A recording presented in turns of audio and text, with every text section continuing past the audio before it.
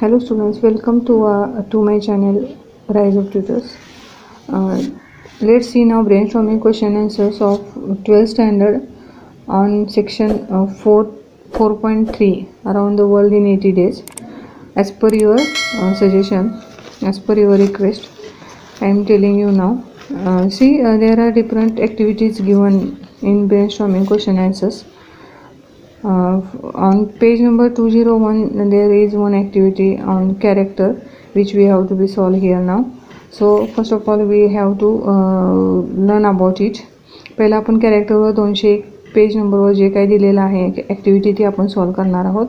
तर A1 जी activity आहे त्यामध्ये पहिला क्वेश्चन आहे की which one among the following is not major character of the novel, justify, select the correct one.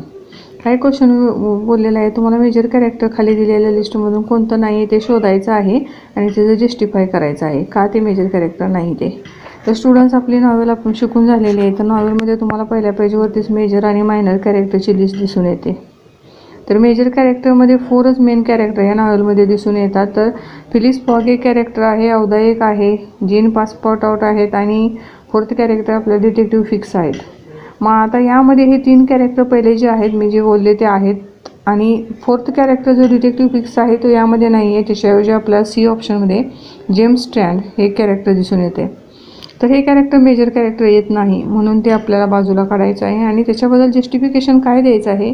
तर James Strand who was real bank robber who was searching by detective fix.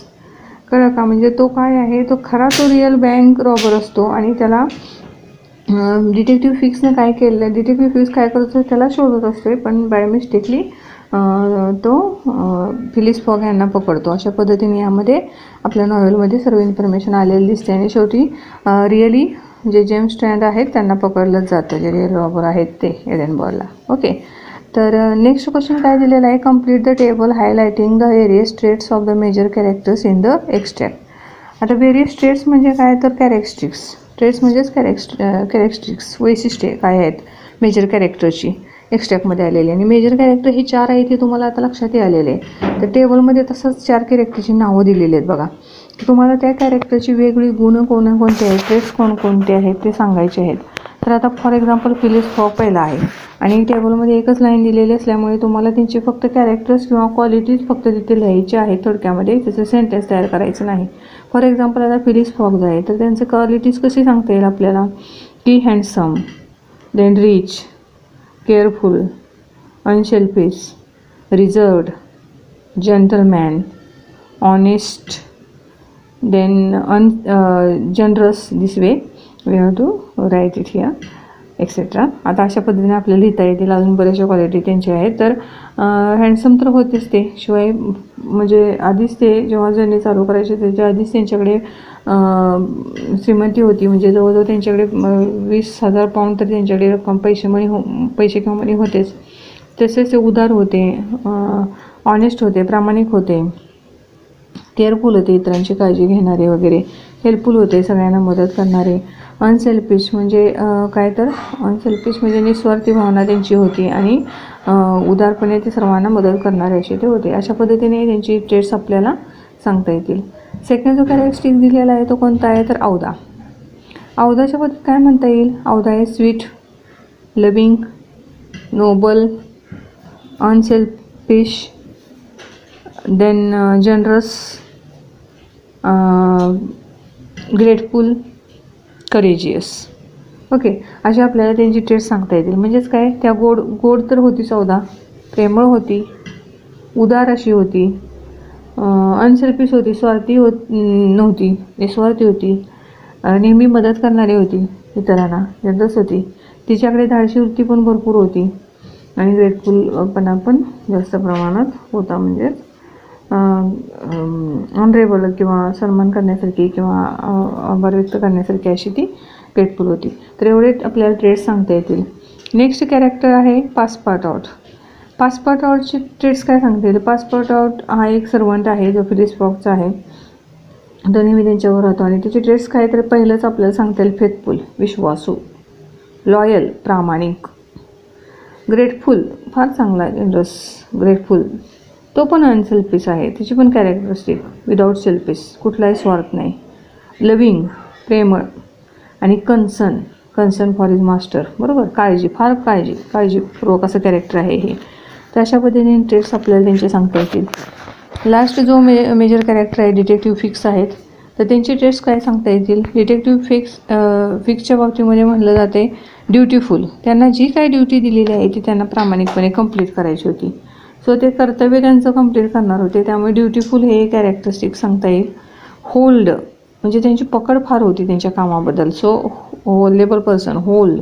Then sensitive, आतमध्ये उतरून एकदम काम करणं, sensitively बघणं, जर चूक झाली असेल तर ती कबूल करणं, जसं की लास्टला म्हणजे खरं रिअल ते बँक रॉबर फिलिस फॉग नसतात तरी त्यांना पकडतो, आणि नंतर तेव्हा ज्यांना कळतं की रिअल बँक रॉबर दुसरेच आहे जेम्स स्टँट, आणि मग तो थोडा सेन्सिटिव्हली सॉरी पण म्हणतो, क्षमा पण मागतो, म्हणजे सेन्सिटिव्ह हा एक त्यांचा ट्रेट सांगता येईल.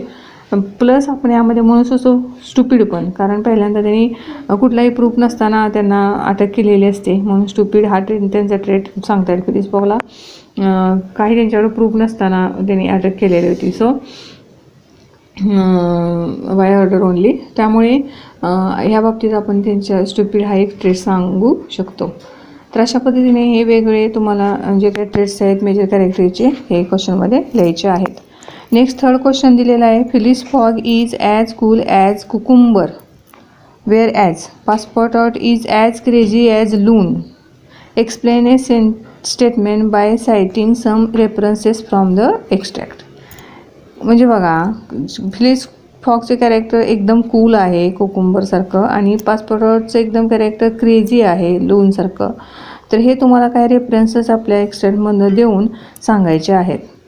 तर आता फिलिस फॉगचं कॅरेक्टर आपण सांगू शकतो, जेव्हा की when Phileas Fogg was arrested by detective Fix, even if he was very calm, cool in prison, he knew that he had lost the wager, so he closed himself in house quietly without any noise. He was cool along with Passepartout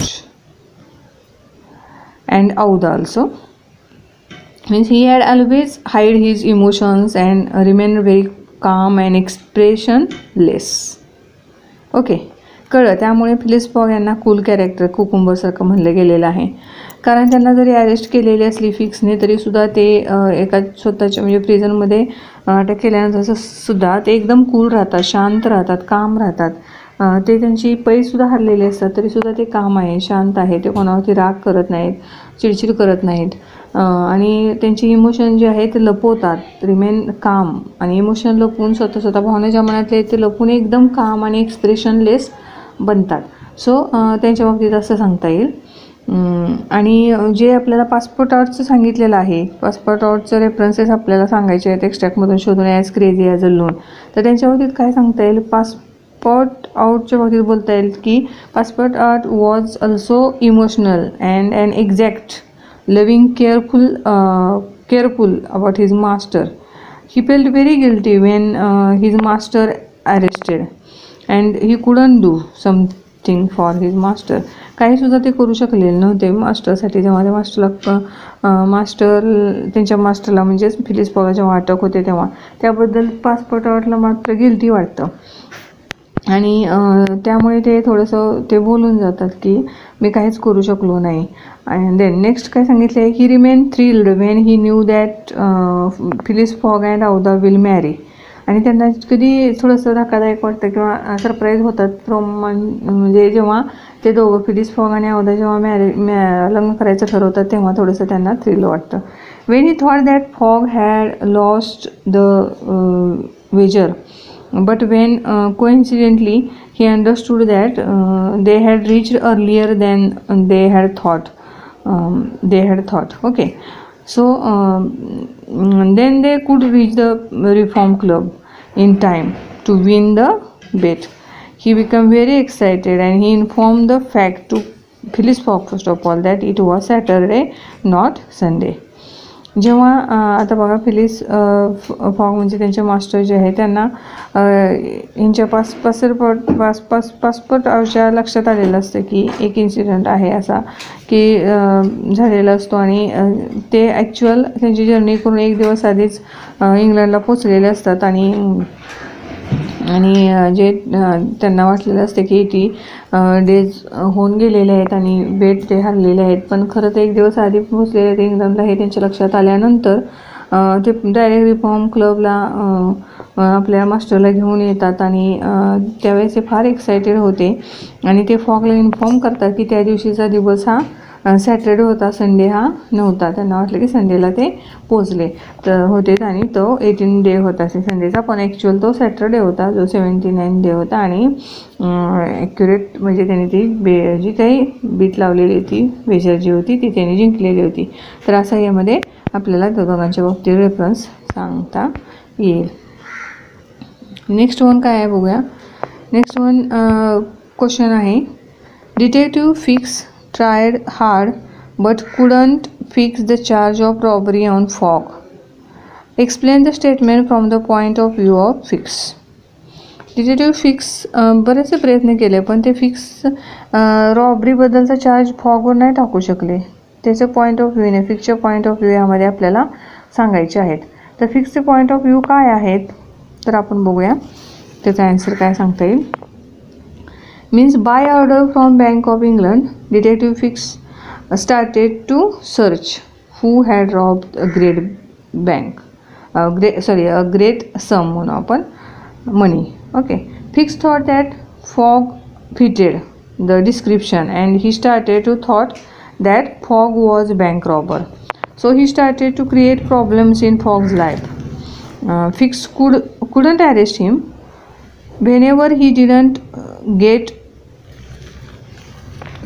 the warrant from England, and then some days after he got warrant and he arrested Fogg in Liverpool.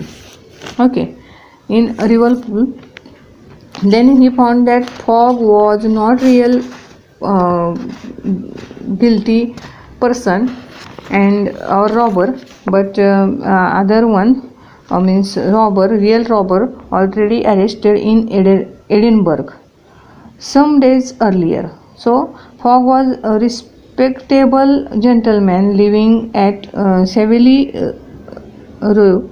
No proof evidence against him. So Detective Fix apologized Phileas Fogg afterwards. म्हणजे अशा पद्धतीने बघा इथे incident दिलेला आहे की त्याला जेव्हा warrant इंग्लंडमधून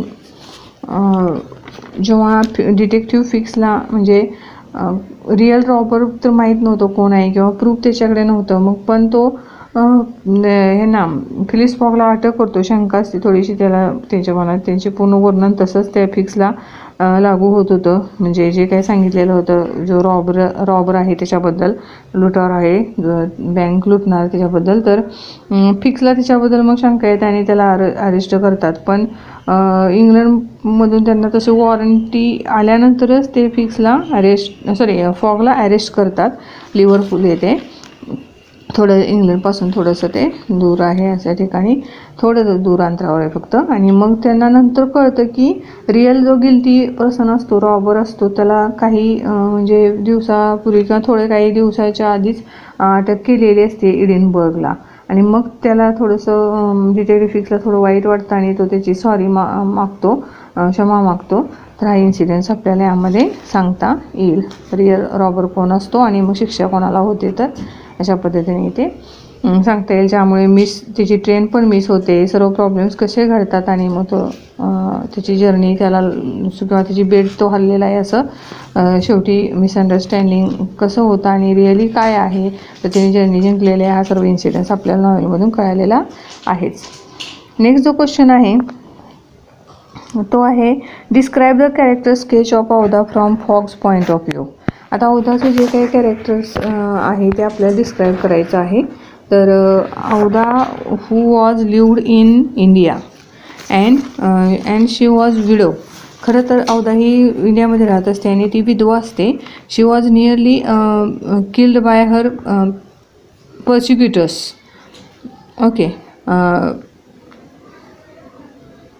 and that time Fogg save her and bring her to England with him.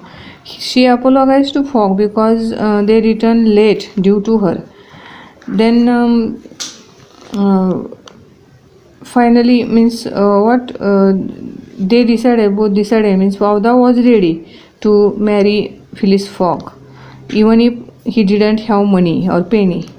So she was very loving and admirable, caring, kind-hearted, or compassionate, generous, or unselfish woman, we have to say here.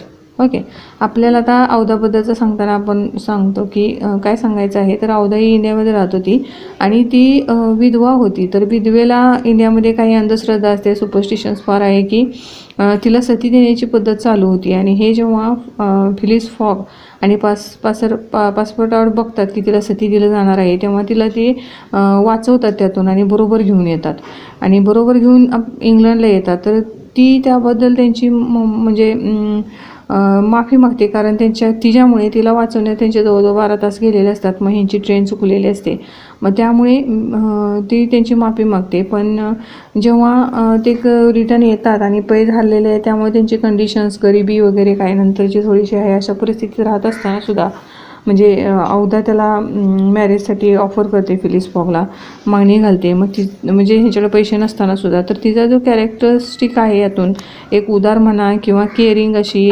प्रेमळ आणि ॲडमायरेबल, स्तुतीप्रिय अशी, काळजी घेणारी, प्रेमळ अशी आणि उदार आणि ॲडमायरेबल अशी ही महिला, तिची अशी स्वभाव वैशिष्ट्ये ह्यामध्ये आपल्याला दिसून येतात. तर हे आपण ह्यामध्ये सांगू शकतो.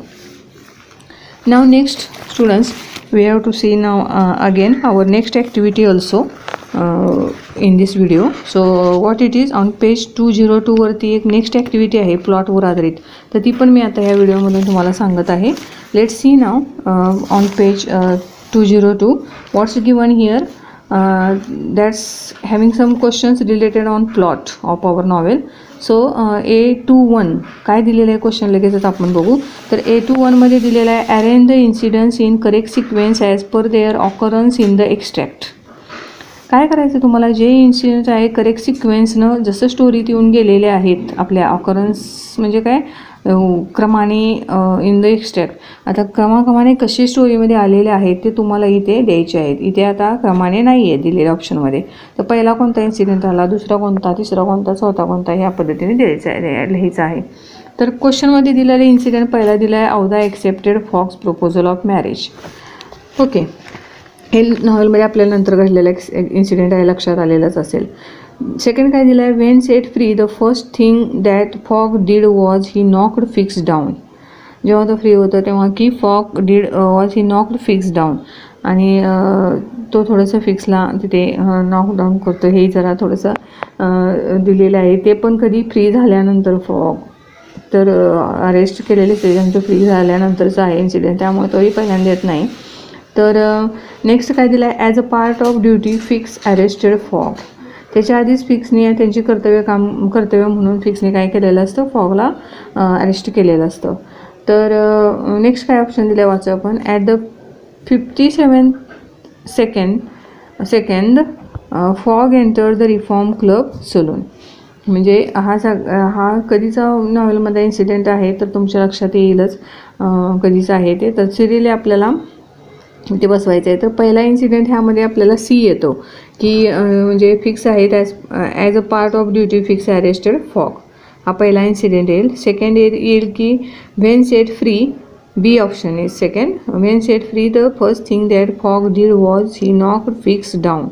Then at the 57 second Fogg enter the Reform Club saloon. And the last is Aouda accepted Fogg's proposal of marriage. Okay, the correct sequence of the answer is C, B, D and A, which are correct one options. Okay, तर अशा पद्धतीने तुम्हाला याचे correct answers लिहायचे आहेत. Second question काय दिलेला आहे, there is sudden twist in the climax of the novel, explain by citing some lines and relevant examples from the extract.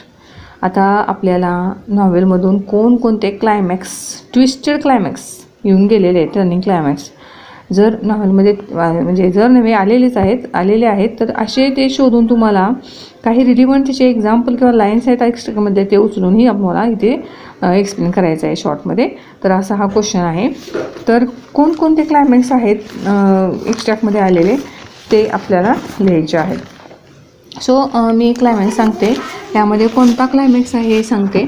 तर यामध्ये क्लायमॅक्समध्ये पहिला येतो तो आहे की Fogg has lost the Vaser.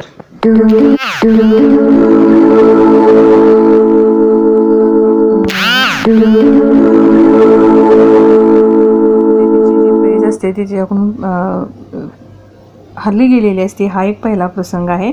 तर तो आपल्याला क्लायमॅक्स म्हणून त्यांच्या लाईफमध्ये आलेलं दिसून येतं. तर ते सांगता येईल. म्हणजे this can be cited by following lines. तर त्याकरता लाईन्स कोणत्या आहेत? तर after having steadily transfer that long journey overcome in 100 obstacles, braved many dangers, and still to found to do some good and on his way. Okay, he line ह्यामध्ये आलेली दिसून येते. जो रेफरन्स तुम्हाला सांगायचा आहे ते. आणि सेकंड क्लायमॅक्स काय होतं? तर त्याला जेव्हा अरेस्ट करतात, his arrest means Phileas Fogg's arrest is second climax in this novel. तर त्याचं काय सांगता येईल? तर detective Fix arrested him bye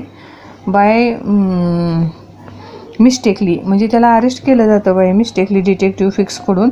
because Fix didn't knew real robber. फिक्सला काय खरं रिअल रॉबर कोण आहे माहीत नव्हतं. Real robber was then caught by here earlier in Edinburgh. मग पहिलंच त्यांना पकडण्यात आलेलं होतं रिअल जो रॉबर असतो त्याला, आणि हे फिक्सला नंतर माहीत होतं. तर हे काय आहे त्याला अरेस्ट केलेलंच एक क्लायमॅक्स सांगता येईल. देन ट्विस्ट एक आपल्या म्हणजे अजून एक एक्झाम्पल सांगता येईल. ट्विस्ट निर्माण करून देते ते ह्या नॉवेलमधून. तर when Passepartout out found that it is not Sunday but Saturday and then he understood he reached there with 79 day. So he went to reform club. He went to reform then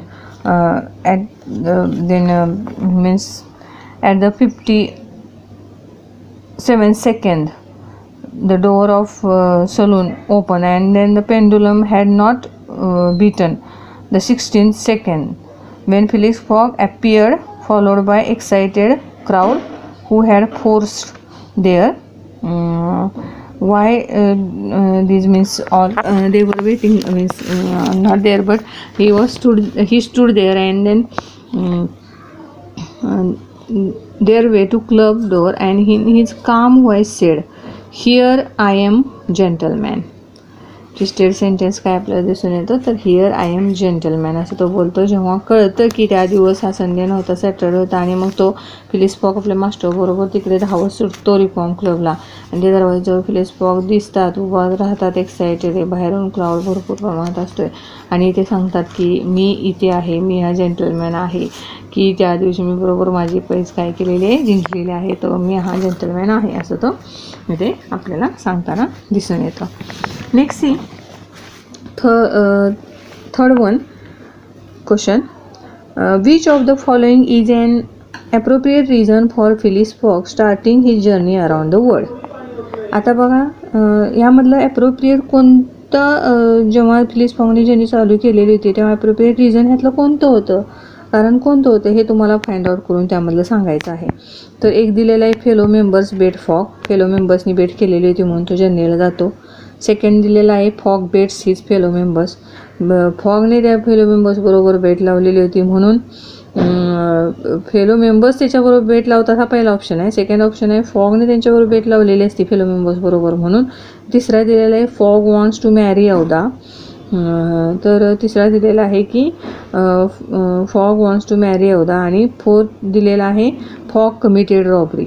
तर फॉगला लग्न करायचं होतं औदाशी, आणि चौथं दिलेलं fog committed robbery म्हणजे फॉगने robbery केलेली आहे किंवा रॉबरीचा त्याच्यावरती गुन्हा आहे असं लुटण्याचा त्याच्यावरती गुन्हा दाखल झालेला आहे.